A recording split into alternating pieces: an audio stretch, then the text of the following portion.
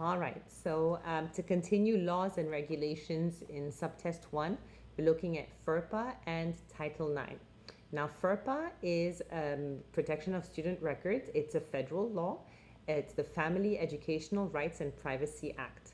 So student records are private, and only a few people can access them legally. So the parent always has access to the student records. They have a right to see their students' records.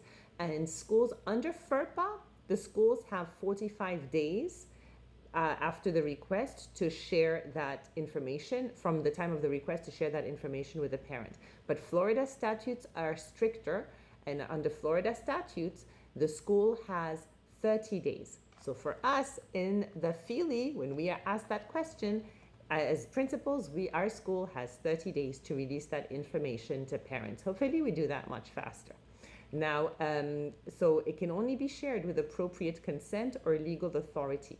Now, just because you are a teacher or a staff member at the school does not give you the legal right under FERPA to read those records as well. So you need to have a legitimate educational need, like the classroom teacher, to access those records. So let's say if you're the coach, or if you're the teacher who oversees lunch and you're curious about the students' records, you do not get to access them. If there is not a legitimate educational need, you do not read them. And it's important teachers at the school understand this. You don't just share student records to understand them better. You go to the ESE specialist or you go to the main teacher for more information, but those student records are not shared beyond those who are stipulated by the law who have a legitimate need.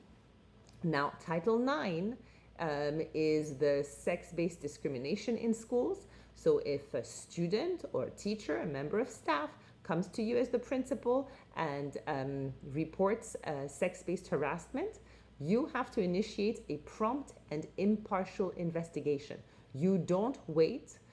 You don't minimize, you investigate immediately, and then you report your findings back to both parties. You do not exclude anyone. Both parties get the same information on that investigation.